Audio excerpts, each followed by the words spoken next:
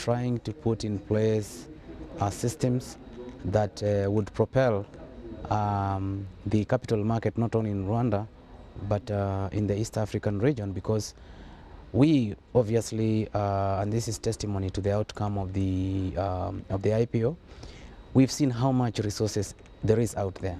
The demand for investment in Rwanda is so high, given the growth targets, the vision of the country, and yet the supply of this capital domestically is way below demand. So that means that the country must look for somewhere else where that surplus savings is. So the level of savings is low compared to the rest of the region, and we want to make sure that we are able to invest at the level at which the country must invest today, and this, the only way out is to look for those savings elsewhere.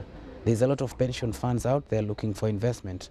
So that is why we are creating this infrastructure. How are we going to do it for Rwanda? One, we've mentioned that we are going to encourage cross listings into this market so that someone seated in Rwanda can be able to trade in any of the regional markets. And the first step is we have cross listings, and we are working on that infrastructure. Already, I can tell you, the Central Depository Corporation of Nairobi have come here into Rwanda. They are the ones who are actually going to do the settlement of securities electronically for the time being, and they are starting with Barero. The next companies will be Kenya Commercial Bank and the Nation Media Group, which are cross-listed on both markets. Currently, to be able to trade on any of the listed securities on the Rwanda stock market, someone has to convert those securities into physical certificates in Nairobi, send them here by courier, have them traded, send them back to Nairobi. We want to eliminate that by being able to trade and settle transactions in Rwanda electronically between Nairobi and Rwanda. Why is Nairobi significant? Because that's where the heavy liquidity is in the region. And we want to do the same for Uganda Securities Exchange, and we want to do the same for Dar es Salaam. So the point here is that we want to make it very easy for funds to enter and exit this market, and that's the main attraction for investors. The next plan now is actually to automate our OTC market, which means that since the Rwanda OTC market now will be managed by the Rwanda Stock Exchange, we are going to have an electronic trading platform such that we will have a complete automation of the trading, clearing and settlement of our market. So that is that's our next plan.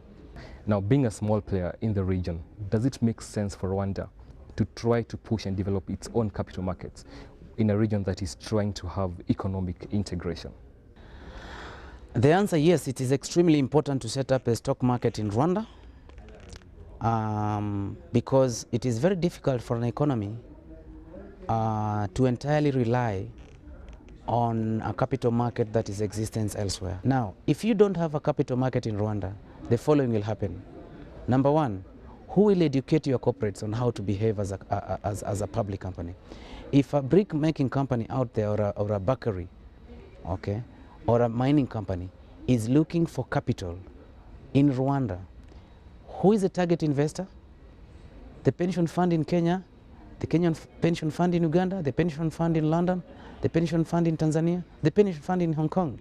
Those pension funds are regulated by their own investment policy. And one of the policies is that you'll only invest in other countries if they meet the following standards. Who demands those standards? The stock market. Who trains people on how to meet the standards? The stock market. Who enforces? Is the stock market. So you see where we are coming from. That you must have a team, coach your players before they go to the World Cup. So that's why we are doing it here, and it is extremely important for Rwanda. And in any case, Rwanda could also be a financial center for the region.